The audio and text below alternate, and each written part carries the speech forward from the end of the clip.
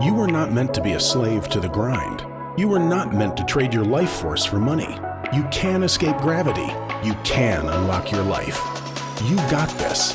Let's go. Hello and welcome to Unlock Your Life. Guys, today I've got a friend of mine and also an amazing guest, real estate dude extraordinaire. This dude exemplifies unlocking your life. John Crutchfield. He was a principal, right? This is an education guy. He stayed the course of what you're supposed to do, became, went up through the ranks in the school system, became a principal, and then moved into real estate. Now he has over 500 rental units valued at over $30 million in Mississippi, Iowa, Texas, and Louisiana. So John also property manages his stuff, and I think most of his stuff is bought creatively, right? Either he owns it 100%, or he's done some sort of private money to own the equity 100%, or he's done JVs where he's keeping massive amounts of equity. And if you listen to my last episode, I talk about some of the flaws with the syndication model and working so hard, taking on all this risk for very, very little equity.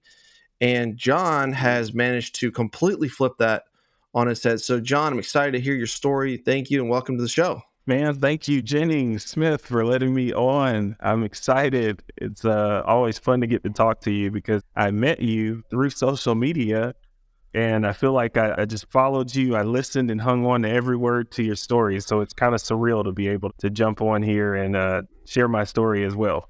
Well, awesome, man. Awesome. So I want to start with that shift, right? Where you've made it. I mean, you climbed to the top of the pile with your current career as a principal, right? In the education. It's like, I know there's levels you can go, but a lot of people, they want to be the teacher and then they want to move into the principal. And you were kind of had the world by the string and you decided to make a massive shift. Like, how did you do that? What gave you the confidence to do that? Take it from there. That's a good question. I can't really say that it was a purposeful decision. So I'll just jump in. I grew up in Tallahassee, Florida with just great parents who were the type of parents who didn't let you know that you were growing up poor, right? We grew up, me and my brother and sister, in a 600 square foot house on the bad side of town, but we didn't know it. We had to be home by the time the street lights came on, and we couldn't go in other people's houses without permission. But I was told what I think a lot of people are told, which is, hey, if you listen to your parents, if you do well in school, you have to go to college, because I was told you have to go to college. I didn't know that people didn't go to college. I was very naive, right? I thought everybody went to college. If you go to college and you get good grades and you'll get a diploma and then you'll get a good job, and then you get a good job and you get a promotion and you get more money. And then in 30 years, you can retire and go fishing every day or just sit on the beach. And that's really the naive view that I had probably 10 years after I left my parents' house. I did exactly what they said. I went to college for 4 years, took a job teaching middle school math. And somebody said, hey, you'd be a good principal. So I went back to school and did that and got that license and then got a principal job. And what's crazy is every time I took these promotions and went through this ladder, I would see the paychecks coming in, once a month or on the 1st or the 15th. And on the 1st, we would get paid and I would be like, ha, it's exciting. And on the 2nd, I would be waiting for the 1st again.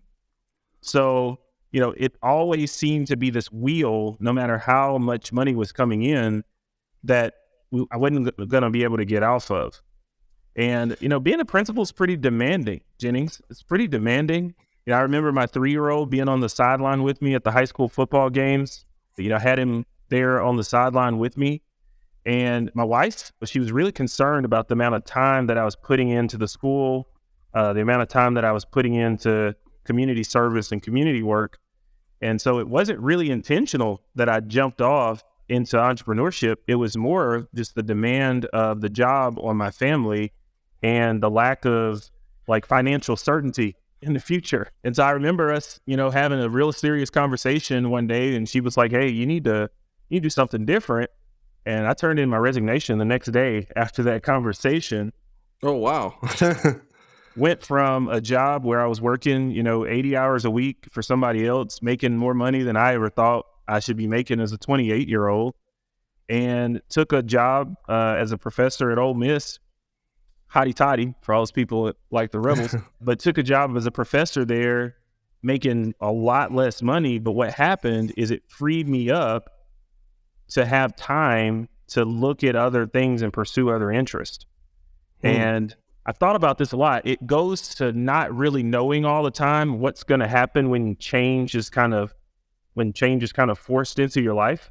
I don't think I ever thought that I would build a real estate portfolio, but I had time. I had time to read, time to watch YouTube, time to be online. I remember logging into Bigger Pockets. I don't know if we can mention Bigger Pockets. Oops, too late. Logging into Bigger Pockets and reading people's forums, and I'm like, wait, maybe this is something I can do. But I don't know if it was confidence, Jennings, as much as it was just like a series of events kind of coming together that made me say, hey, I got to do something different. So I want to touch on a couple things because I felt the same way in my job as a contractor. It was sort of like, this is the path. I mean, my parents, similar to yours, I was raised, I would say, lower middle class, and we always had enough, but there wasn't a whole lot to spare. And yeah, you're going to college. And for me, my dad always encouraged me to start my own construction company because I was good at that. And he was a realtor, which is kind of like you're an entrepreneur, but you're pretty much a solopreneur. So yeah, but I'm working 40, 50, 60 hours a week or more and making decent money. But yeah, it was like there was never a whole lot of excess. And I would think to make even $300,000 or $400,000, it was like that was so foreign. I mean, how in the world could I ever do that? I'm already working as hard as I can to make $100,000. I can't 4x my output. There's no way that I'm going to be able to get off this hamster wheel, like you said. But you mentioned when you had the time, right? You took a step back, right? You cut your income, you took a step back, but it opened up your life to start thinking about and utilizing that time versus just, all right, well, I got more time to fish or, scroll social media. Your brain started working on a new problem. And I think that's what's so powerful about the real estate or the so-called passive income. It's not totally passive, but it's leveraged income. And you're generating more time. And then people like me and you, we figure out ways to maximize that time, and continue to build that flywheel where there really is the limits kind of fall away. And I love that. So you moved to Ole Miss, took a pay cut, you started studying YouTube, and just, I think that's the foundation, right? Is like, how do you do this? First, people need to learn, how do you do this? For some, that's enough to jump in. Others need some more mentoring and coaching. But I assume you, at some point, you pulled the trigger and you closed your first deal. So how did that go? Yeah. So let me tell you how entrenched you can be in the wheel, right? The hamster wheel. I was so conditioned and programmed that when I quit my job as a principal and I had like this 3-month period over the summer that I didn't have a job at all until I started with Ole Miss, I would do stuff like go to Walmart and be like, why are all these people out of work?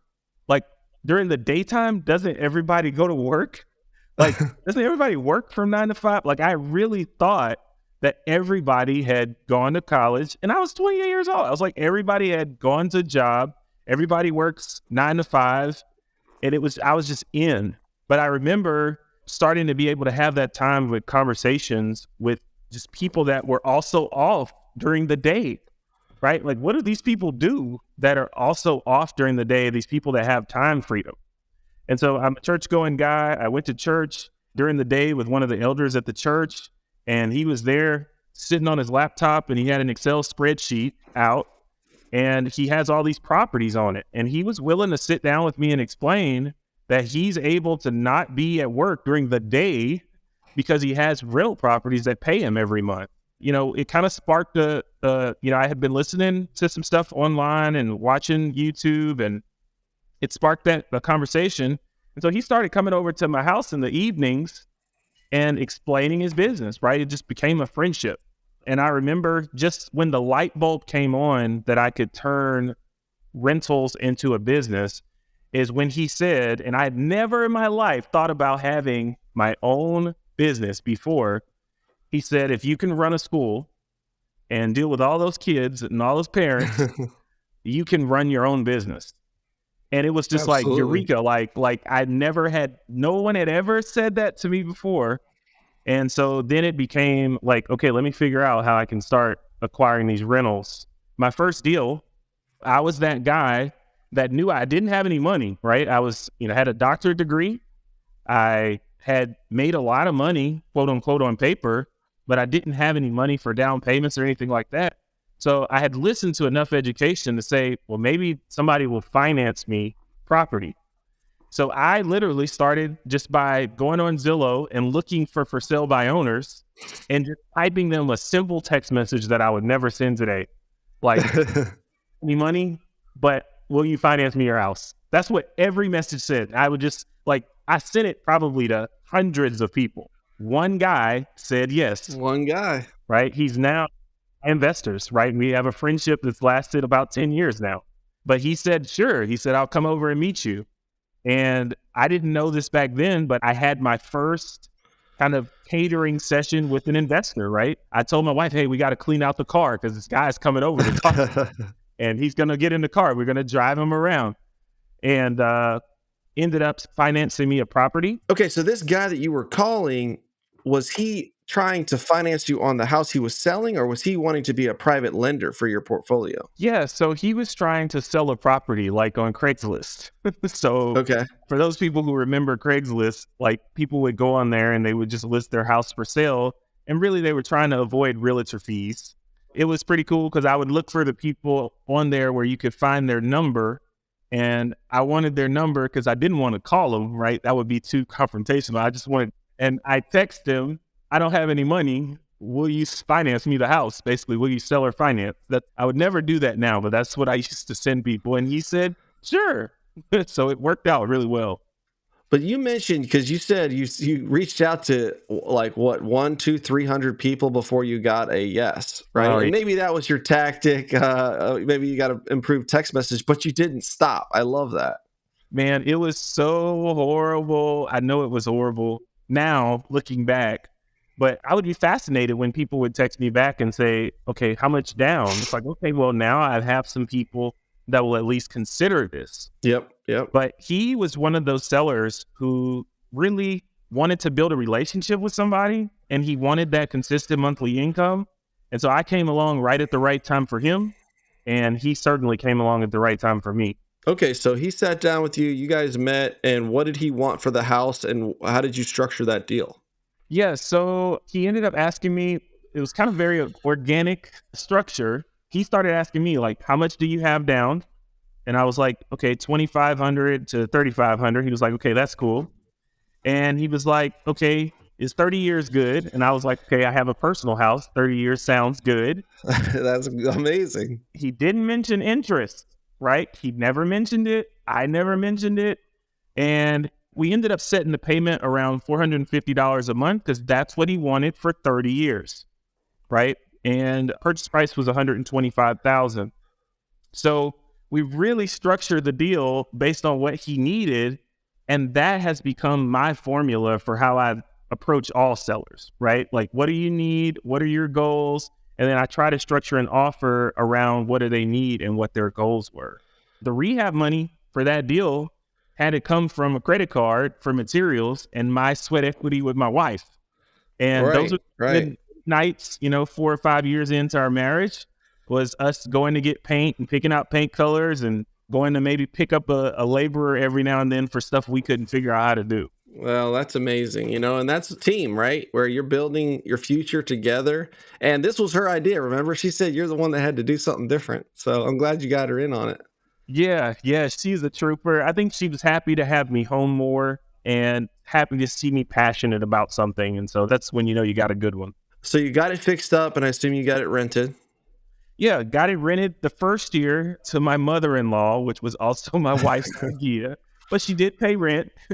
And good. The next year ended up getting it rented to a long-term tenant that's been there a long time. The property's rented for around $1,200 a month.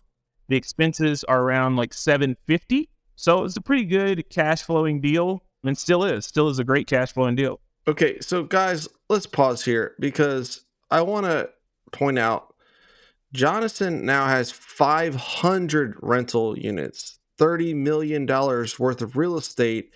And that first deal is so critical and most of the time is so hard to do. My first deal was $5,000 and it was a trailer and I had to fix it up myself. And the guy moved in and he tore it up and he didn't pay me.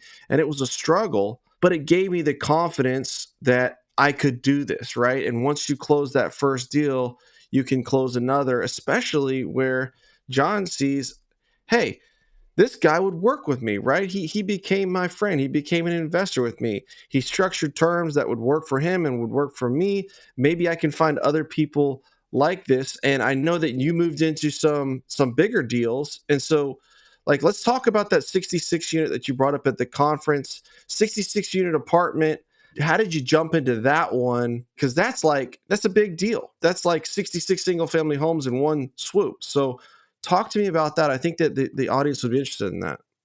Yeah, so some time went by, right? We're fast tracking this, but I had started to do single family home deals. I had started to do some small multifamily deals, and I had gotten really comfortable talking to sellers off market. I had pulled some lists and had virtual assistants pull lists and create lists for me of people who own multiple properties in our area.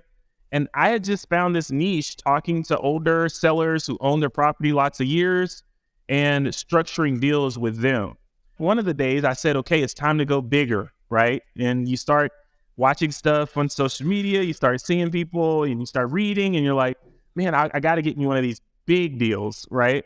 And so big to me was 8 units or 4 units. So I was driving off of a highway and I see these 8 duplexes. They're really run down, right? They're really run down. And when I say really run down, they need paint. There's some rotted wood on the outside, but that looks like my big deal. That looks like the deal that's I'm going to be able to get into multifamily. And so I use some data that I have and I find the seller's number and I call her and she's like, hey, John, thanks for calling me, but no, you can't just have that because we've got all these other units that you didn't see, right? And that's all a part of this 26-acre property. And so she's like, where do you live? And I'm like, 5 minutes from the property. And she's like, okay, well, can you come see me? Okay. This all happened in one day, by the way. Jennings, I don't think I told you this before, but wow. I think I went over to her house around 2:00, her house, which was also the office to the apartments. Right. And I went over to the house around 2:00 in the afternoon. Her and her brother was there. Her brother was her partner in the deal.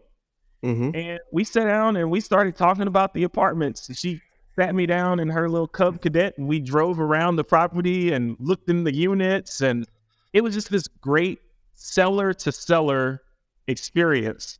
And, questions come up like, can you afford this? And I'm like, I don't know. How much are you going to charge? I had done enough education online to kind of have an idea about property values and price per unit. I owned enough property to kind of have that understanding. And honestly, if I'm really honest, I had missed deals like this before, right? I had missed opportunities like this because I was scared to do big deals. And this time I was determined, 66 units, we're going to make something happen. In this seller-to-seller conversation, she asked about things like how much money can you put down, right? Do you have a bank that is willing to finance this? And we worked out a deal that afternoon, right? My banker came over to her property that afternoon. I'm texting my lender, hey, come over here because I'm about to sign a contract and write these people an earnest money check for $10,000. It was a great seller-to-buyer experience, but there was no broker there. And that's how I like them. Yeah. They mess it up sometimes. I mean, they definitely help in a lot of ways, but sometimes it can be a barrier. So you guys made a deal. What was the purchase price and how did you finance it? Yeah, so $2.5 million was the total purchase price. We agreed to her carrying a loan for $500,000 for 5 years with monthly payments of $5,000 a month. Her and her brother were both on the deed, and so they wanted to get separate monthly payments for $2,500 each every month. So that's how we came up with the $5,000 a month. And then the bank was going to bring 2 million, and people are going to really hate my guts, but they brought 2 million at 3.4%. Okay. I Wow. know days are gone, right? But that was the bank's part. So that's how we financed it. It was a 90-day contract. A few months into the contract, the bank did ask me to have $200,000 in rehab money available in the account to repair the property and do some stuff to the units. So I had to raise that money from a private investor, and that's how I ended up with having the rehab money for the project. Gotcha. So the bank was okay with the seller financing your down payment. Yeah, this bank was, and I think a lot of that was the particular loan officer, right? He was very comfortable with doing the deal. We had done prior deals together. He had been in my office. He'd met my property manager. So he was very comfortable with wanting to get the deal done. And I've met with multiple lenders, and a lot of times it does come down to your relationship with the lender as to how comfortable they are with doing different things. For sure. And I've had that happen too, where the lender is good with it. As long as their exposure isn't a certain amount, they're okay with the seller carryback. And I like to think, because I think a lot of people, they look at a deal like that and they're like, well, I don't have 200 grand or 700 grand down. I couldn't get a $2 million loan. And at this point, you obviously could, but you could have brought in a partner to help you qualify for that loan if you hadn't been able to do that and still been able to close the deal. So you got 2.7 million. Yeah, you're all in for 40 something thousand a door, including the rehab. Yep. What are you renting them out for? And how long did it take you to get it full? Because it was distressed, right? Yeah, this was a distressed property, about 40% vacant. When I took it over, there was about right at $18,000 a month coming in. So Okay. the good thing is that a lot of the units that were down didn't need like major overhaul. They were just down because a mom and pop landlord was living on the property and renting them as they felt like it, right? They didn't owe any money on the property, so they were comfortable with $18,000 a month to manage everything. But now we rent the units for $850 a month. We're also the water and the trash out there. So I charge $75 a month because I own the well out there, and I own the garbage, right? So I'm a water and a sewer company, a water, sewer, garbage company out there to them. And right now the property brings in, in a given month, $48,000 to $55,000, just depending on how it rolls. And it ended up being a really good deal. It has taken 3 years to get everything where, I can be excited about it. But yeah, I get that. Within the first 6 months, because we were able to get the units that were not really like bad, get them turned really quickly and getting them rented, and actually have a property manager there that ran it like a business, right? Taking it from a mom and pop operation to run it like a business. Right, because you've got, your mortgage payment, you've got your payment to your owner finance, right? The $500K, there's $5,000 a month. You've got your payment to the gentleman that loaned you the $200,000. Right. And then you got taxes, insurance, maintenance, property management, all that other expenses. So $5,000 a month times 60 months, that's only $300,000. So was there a balloon payment? What's the plan there? Exactly. So there's a balloon payment on the refi. We've already refied out this deal, right? There were no monthly payments to the private lender because he wanted his money at the end, right? So there were no monthly payments there. They got refied out at the refi, and the monthly payments to the bank, of course, are what they are. That's who I work for these days. Now, when you refied, did you get a whole new loan or did you do supplemental debt? It was a whole new loan. Yep. Which actually ended up better because by that time I had built a relationship with the bank. Interest rates were low. So that's why I get to pay that sub-4 interest rate of sub-4 mortgage that we have on it now. Gotcha. So what is this property cash flow now? Now, after the mortgage and you got all the private money out, it's yours 100%. After you're paying all your maintenance and water and sewer and all that, what are you taking home now a month off that? Yeah, so this property, it does fluctuate, but this property brings in $15,000 to $20,000 a month in net proceeds, and it's on a 15-year loan, right? So this property, wow. will be paid off in 15 years minute now, Jennings. So this one will be paid off in like 12. or 12 years. 12 years. I got Wow. 12 free at last, right? Well, I would say 20K a month is pretty free, $240,000 off of one property. Plus, guys, that's not accounting that this property is worth a lot more than 2.7 now. Yep. He's also amortizing the debt. And yeah, in 15 years or 13, 12 years, whatever, that's going to jump up probably another 10 or 12 grand a month, which is amazing. Yeah. And, as rent increases have happened over the years, we've been able to increase rents. It's one of my favorite properties, and I know you'll like this because all of the units are in one location, right? Yep. All of the units are right there. They can be managed by one property manager and maintenance people. I don't have to send them all over the place. All of the toilets are the same. All of the vanities are the same. All of the hot water heaters are exactly the same in every single unit. So it just makes the maintenance a lot more scalable, but it is great property to own. And I like to say this is the deal that made me feel like I could take risks to grow faster. This is the deal where, our business went from, maybe 30, 40 units with $40,000 a month coming in to, this property doubled that right away, right? So now I felt like, okay, we have some flexibility to go and do other projects and try other things because we had this larger asset come into the portfolio. Right. And you talk about $240,000 a year. I don't know any principals that are making that kind of money, It's just, and that's where you busted through that glass ceiling, and that's just one property. And I know you're not done, right? I know you're still got your eye out for the next seller that's looking to make a deal.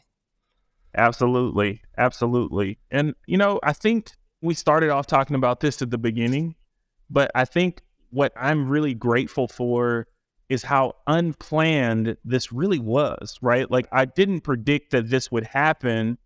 I didn't predict this would happen when I quit my job as a principal, right? But I went down this track. I started meeting the right people, started getting the right education, put myself under some mentors that were already doing it. And, I've only been in real estate for about 8 years. And this deal really is one of those deals that changed my life, right? We talk about unlocking your life, right? That's exactly what this deal did. Exactly. And you got to get up to the plate and you got to swing. Some are going to be strikeouts. Some are going to be singles. Some are going to be doubles. But, every once in a while, you hit those grand slams. And I mean, I have a deal similar to your deal. It's almost a textbook. Like it was a $2.5 million purchase price or 2.4 million. It was a 70 unit. It was very run down. It was like 40-50% vacant. It was a sister and brother that owned it. They didn't have any debt. Yep. And they loaned us $1 million. We got $1 million. I think we got $2 million from the bank for the rehab, and for the purchase price, we gave them $1.5 million. They gave us $1 million. We rehabbed it, stabilized it, and we're in the process of the refinance. Now, unfortunately, the rates aren't lining up for us as good as they were you. So we may have to, kick that can down the road, but we can do an extension with the seller on that loan if we have to. But it's awesome, right? Because we're able to take that deal down 100% and a 70 unit. I mean, we've taken a rent roll. I think we were at 22 grand when we bought it, and our rent roll is now in the mid 50s, and so it's incredible what you can do with these deals. Yeah, it's kind of remarkable how similar the deals are. So I know you get it. You get how it unlocks. It unlocks just, it unlocks your confidence to do bigger things when you get something like this done.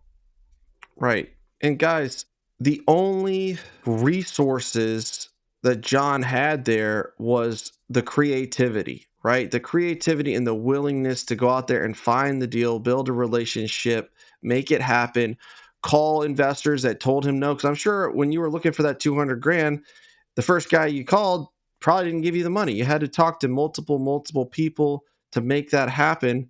But you don't have to have everything in place, right? That's just, I'm not a real estate investor because I don't have any down payment money. I don't have any skills. I don't have any deal flow, whatever. And that's true.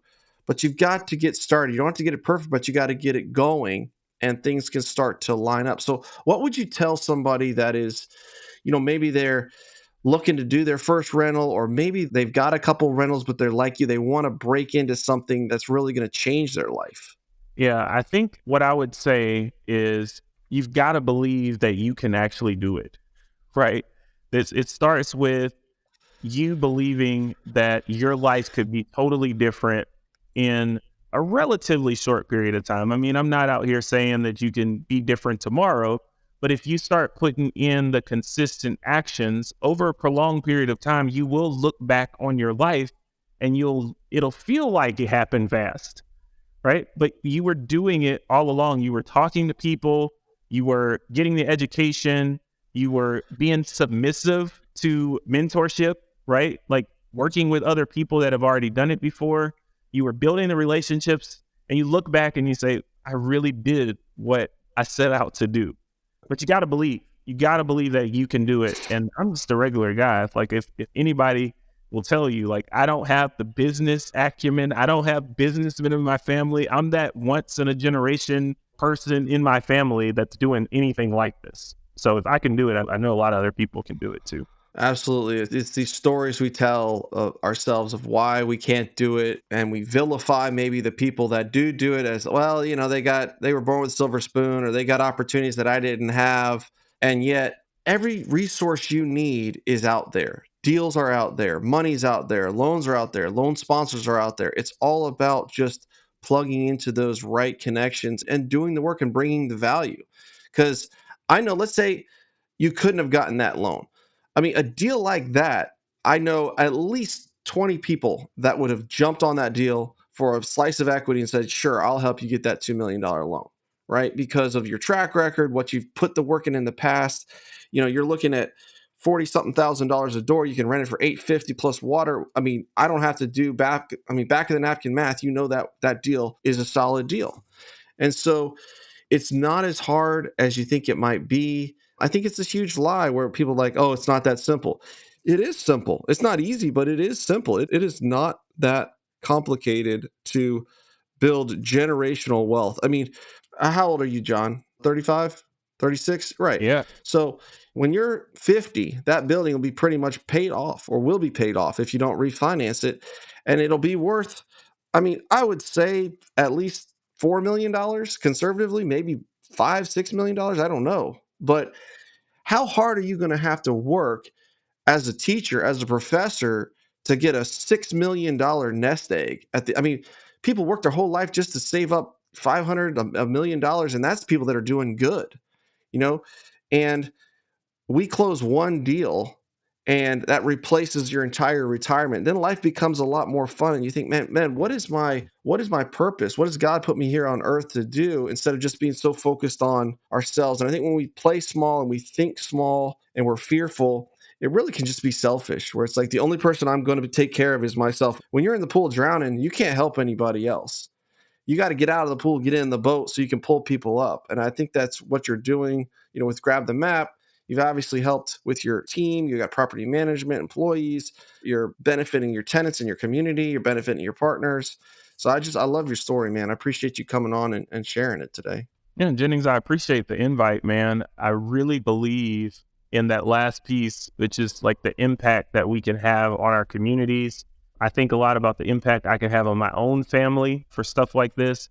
I did not have anybody that I could look to within my family as a resource for this kind of thing. And communities like yours, the Deal Room, which I'm a part of, really sets the stage for people to meet from all different backgrounds and begin to be able to network, leverage each other's experience and resources to be able to move to that next level. And so I thank you for what you're doing with the Deal Room as well. Absolutely, man. And yeah, your kids, right? You can't fake it. Your kids, they're looking at what you're doing, and your nieces and your nephews and everybody in your surrounding circle, and you're building confidence in them. It's like, if this is going to become the new normal, right, for the Crutchfield family, where your kids see, oh, I can utilize real estate, I can build a portfolio, I can do this. And I think that that's something that's really, really understated. And I did have that benefit where I saw my dad in his late 40s having no retirement plans, having no money saved up, being like, I'm going to buy a rental. And he bought one rental home, and then he bought another one, and he kept doing it. And by the time he retired, he had 16, which is a modest portfolio, but he had 16 paid for homes. And that bankrolled his retirement, right? So now he's 72. He doesn't do real estate anymore. He's done, and he's got some money in the stock market, but the bulk of his wealth was that. And that showed me, hey, Jennings, you're going to be in the same position if you don't follow the footsteps. And it did give me confidence. And I'm not going to downplay that, right? That gave me a leg up, right, from somebody that maybe has never seen that in their life. And so you're doing a great thing for your kids and your nieces and nephews and everybody in your church that you're impacting and around. And they can see your example and follow it, because we can all copy somebody. You know, it's not rocket science. Absolutely. It is not rocket science. And I'm thankful as well. You know, I'm thankful for my parents. You know, it's funny, like every time, you know, you go live or you do a video on YouTube or wherever you're going live, I always like the relatability of your stories. You know, just thinking about my own dad, it's like, okay, well, my dad didn't have rental properties, but he came home every day from work. And I got that from him, right? That work ethic. So it's cool, the relatability of your story, man. So guys, if you were inspired by this story, if you want to connect with Jonathan, head over to grabthemap.com, or you can shoot Jonathan an email at grabthemap@gmail.com. It's just like it sounds. Grab the map. And Jonathan does some coaching with getting into single family homes, getting your first rental across the table. And guys, if you enjoyed this show, we'd love to hear from you. Drop a comment, leave a review, shoot me a DM, shoot me a message, shoot John a message. We try to respond to that because it's our passion and our heart to help people unlock their life, you know, through real estate, through business, through opportunities. So John, thank you for being with us, and we'll see you next time.